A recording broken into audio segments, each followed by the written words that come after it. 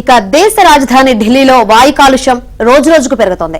Visibility స్థాయి దారుణంగా పడిపోతున్నాయి. గాలి నాణ్యత కూడా కొన్ని చోట్ల 500 మార్కు దాటింది. సగటు గాలి నాణ్యత 494గా ఉంది. ప్రపంచంలోనే అత్యంత కాలుష్య నగరంగా ఢిల్లీ రికార్డుకెక్కింది. ఎంతలా అంటే రెండో స్థానంలో ఉన్న బంగ్లాదేశ్ రాజధాని ఢాకాతో పోలిస్తే ఢిల్లీలో 4 రెట్లు అధిక కాలుష్యం కొనసాగుతుంది. దీనిపై కాంగ్రెస్ ఎంపీ శశి థరూర్ ఎక్స్ లో తీవ్రంగా స్పందించారు.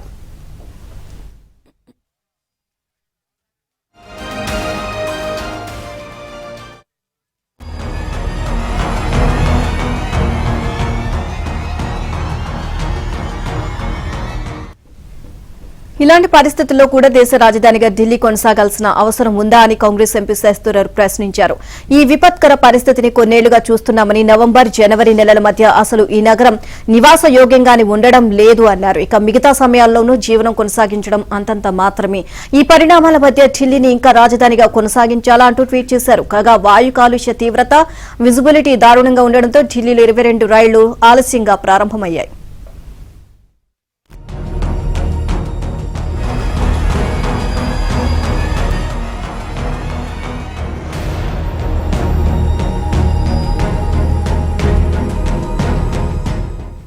గాలి నాణ్యత పశ్చిమ ఉత్తరప్రదేశ్ లోనూ దారుణంగా తయారైంది. నోయిడా ఈస్టర్న్ పెరిఫెరల్ ఎక్స్ప్రెస్ వేపై వాహనాలు వరుసగా ఢీకొన్నాయి. ఈ ఘటనలో 2 ద్విచక్ర వాహనదారులు మృతి చెందగా డజన్ల కొద్ది వాహనదారులు గాయపడ్డారు.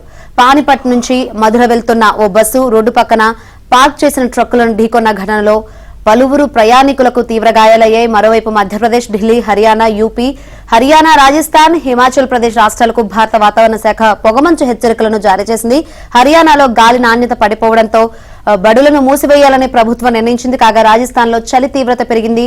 సీకార్లోని ఫతేపూర్ లో కనిష్ట ఉష్ణోగ్రతలు 6.5 డిగ్రీలుగా నమోదయ్యాయి.